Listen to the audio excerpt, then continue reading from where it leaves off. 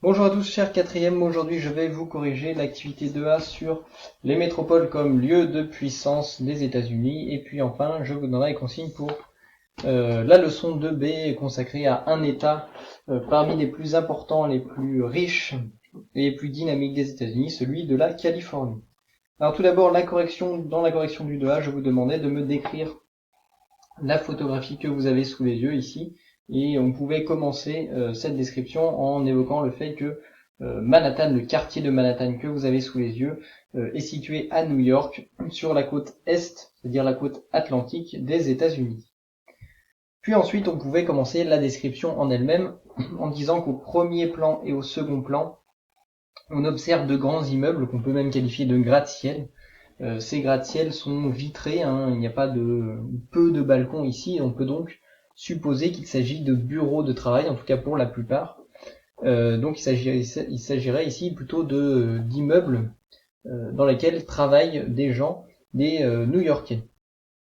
Et par extension, on peut dire, comme on l'avait vu dans le chapitre 1 sur l'urbanisation dans le monde, que ce quartier de Manhattan est un quartier d'affaires, un CBD, un Central Business District. Manhattan donc est le CBD de cette ville de New York. Et on peut le dire également parce que l'on sait, on avait vu que c'est à Manhattan que se concentre la bourse. Alors la bourse de New York Wall Street est située un petit peu plus loin. Ici en arrière-plan, on voit la tour Ground Zero qui a remplacé les deux tours jumelles détruites le 11 septembre. Voilà pour le premier plan ici et le second plan. Ensuite, à l'arrière-plan, on peut distinguer plusieurs choses. D'abord, ici, la l'Hudson River qui se jette ensuite dans l'océan. Et puis plusieurs petites îles, parmi lesquelles ici, cette île-là, c'est l'île où est installée la Statue de la Liberté, et un petit peu plus loin, ce qu'on appelle Staten Island. Voilà pour la description de cette image. Et puis dans un second temps, je vous demandais de répondre à une série de questions, et la première, ces questions étaient posées sur deux documents, un texte et puis une carte. La première, je vous demandais par rapport au texte de me montrer que les métropoles ont un poids important aux États-Unis. Alors on peut dire qu'elles ont un poids important aux États-Unis parce que elles ont un rôle, et c'était inscrit dans le texte, elles ont un rôle de contrôle de l'économie, ici, de l'économie, et sont au cœur de la mondialisation. Ce sont les villes qui font vivre ce processus de mondialisation. Donc voilà pour le poids important de l'économie. Et puis sur les conséquences de cette métropolisation, on pouvait en distinguer deux. La première, le fait que il y a des réorganisations spatiales à l'échelle de ces métropoles. Tout d'abord, il y a ce qu'on appelle la ségrégation, c'est-à-dire que les communautés sont réunies ensemble dans des ghettos. On parlait ici de ségrégation entre quartiers aisés et quartiers en difficulté. Les ghettos concernent les quartiers en difficulté. Et puis il y a ce qu'on appelle un deuxième phénomène qu'on avait déjà un petit peu vu quand on avait étudié New York, c'est ce qu'on appelle la gentrification, qui elle est l'inverse des ghettos. La gentrification, c'est la concentration de personnes, d'habitants aisés au sein de quartiers rénovés. Voilà pour les conséquences de cette métropolisation. Et puis troisième chose, je vous demandais, à l'aide de la carte, de me distinguer où étaient situées la plupart des métropoles américaines. Alors à l'exception de quelques-unes, mais à l'exception de, par exemple, Minneapolis, Dallas ou Atlanta, la plupart de ces métropoles américaines sont situées sur les littoraux, Phoenix évidemment, mais elles sont toutes situées sur des littoraux. Washington et Détroit ayant une particularité, elles sont sur des lacs mais qui sont reliés à l'Atlantique par le biais de canaux. Donc la plupart de ces métropoles sont situées sur les littoraux et elles illustrent ce qu'on appelle la littoralisation des activités, c'est-à-dire la concentration des villes et des activités humaines sur les littoraux. Pour une raison simple, c'est parce que ces littoraux sont des lieux d'échange, et notamment avec les transports maritimes dont on avait vu au cours du chapitre précédent, ils étaient essentiels dans ce phénomène de mondialisation.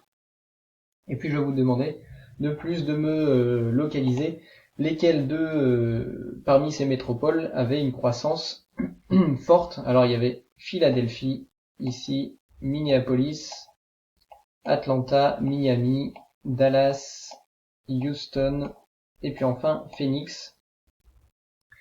Et de m'expliquer, de me dire pourquoi est-ce qu'on peut dire quelle est la raison qui fait que ces villes sont en forte croissance, avec la carte page 274, ce qu'on pouvait dire ici, pour expliquer ce phénomène de croissance, c'est parce que la plupart de ces villes, à part Philadelphie et Minneapolis, sont situées dans ce qu'on appelle la Sun Belt, que l'on va étudier juste après.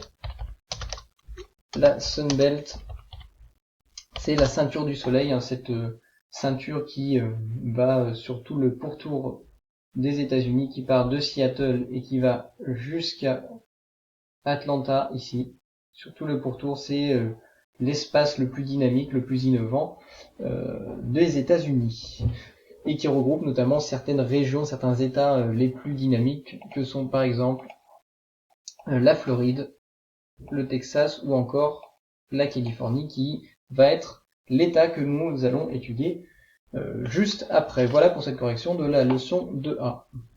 Alors, lorsque nous avons terminé cette correction sur la leçon 2A sur les métropoles, vous pouvez vous emparer de la correction que vous avez sous les yeux de cette leçon 2A, puis la coller à la suite de votre travail. Et puis, comme je vous le disais, nous allons désormais, en deuxième partie de cette leçon 2, étudier un État en particulier, celui de la Californie. Je vous parlais de ce qu'on appelle la Sun Belt, on va essayer de comprendre pourquoi cet espace de la Californie est un espace dynamique et bien intégré à la mondialisation.